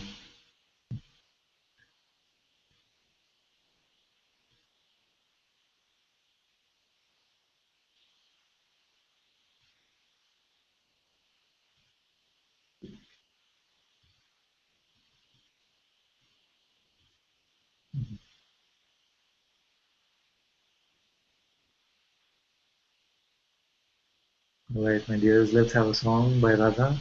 Every time she's here, we'll record at least one.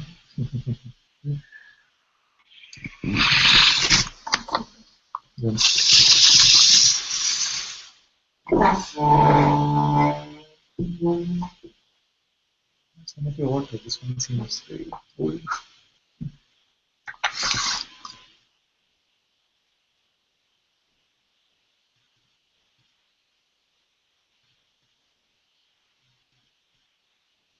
My heart's throbbing again. Yeah.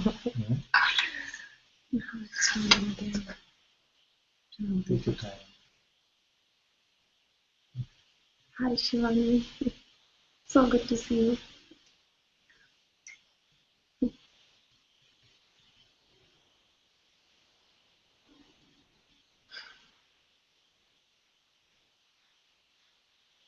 Guru Matra Pita, Guru Bandhu Sakha, Tere Charanon mein Swami Meri Koti Pranam.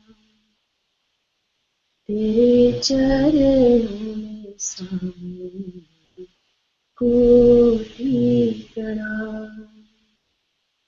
प्रियताम तुम्हीं हृदयनाथ तुम्हीं तेरे चरणों में स्वामी मेरी कोटि प्रणाम तेरे चरणों में स्वामी मेरी कोटि प्रणाम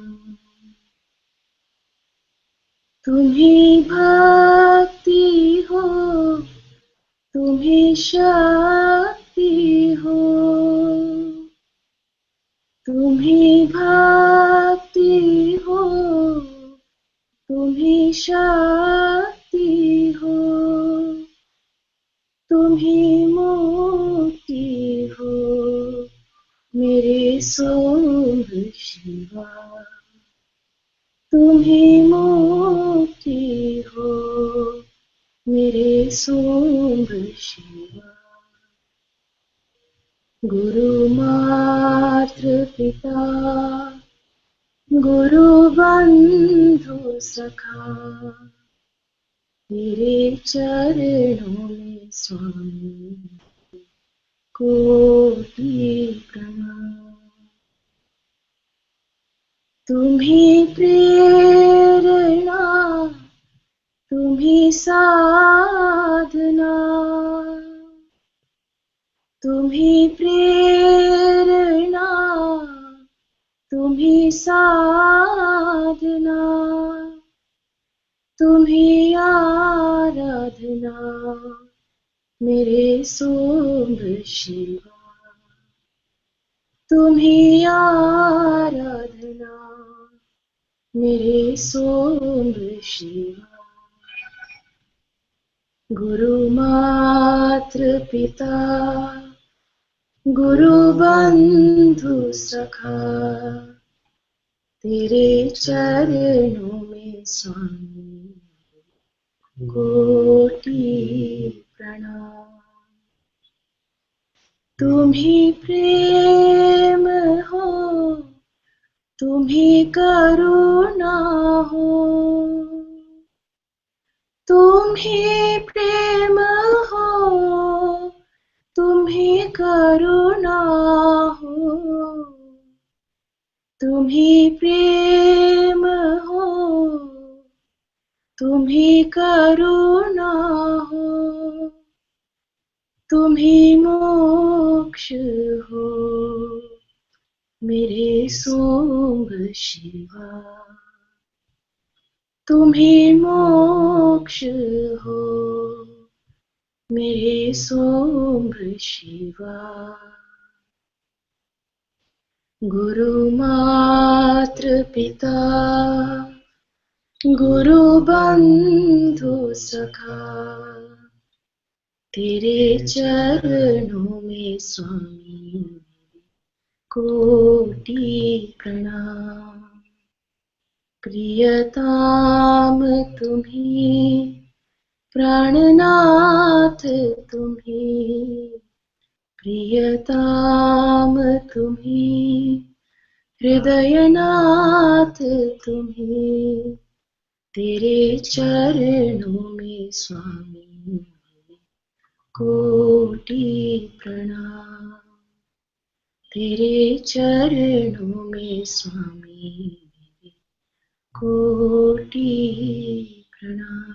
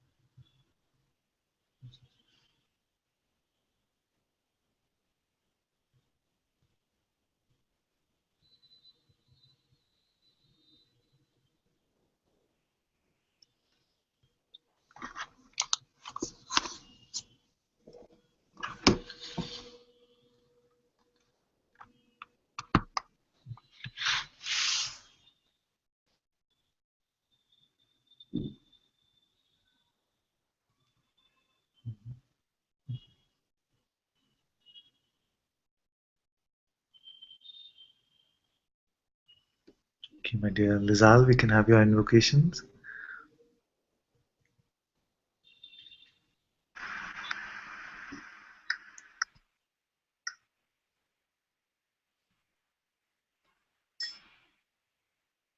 Guru Brahma, Guru Vishnu, Guru Devo Maheshwara, Guru Sakshat Parabrahma, Tasmai Shri Gurave Namah.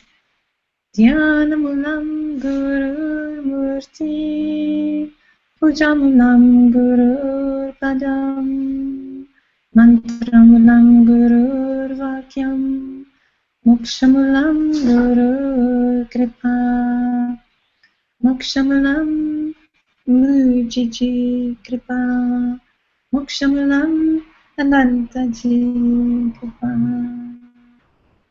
Sarvesham swastir bhavatu, sarvesham shantir bhavatu, sarvesham purnam bhavatu, sarvesham mangalam bhavatu, sarve bhavantu sukhina, sarve santu niramya, sarve putrani pashantu, ma kaschit dukkha bhavet. Asatoma satgamya, tamasoma jyotirgamya, mrityurma amritam gamya. Om Purnamida Purnamidam Purnat Purnamidachyate Purnasya Purnamadaya Purnameva Vashishyate. Om Shanti Shanti Shanti Brahma Paramastu. Om Shri Satguru Bhagavan Ki Jai. Om Shri Satguru Murji Ki Jai.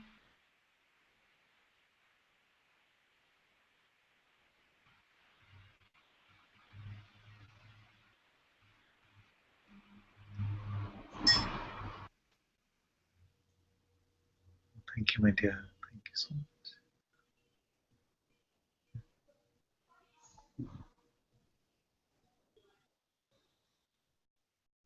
Thank you all so much for being in Satsang today.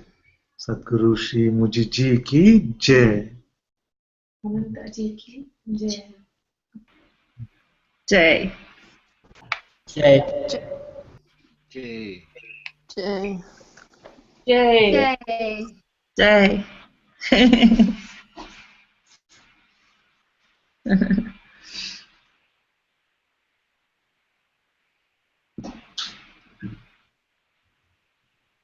So much love to all of you. Thank you so much.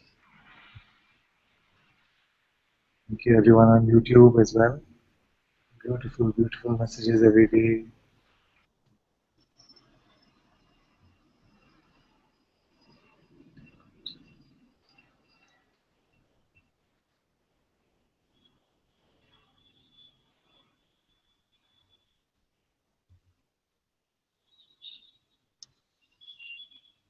Okay, my dear Lizal, we can turn the broadcast off now. Thank you so much.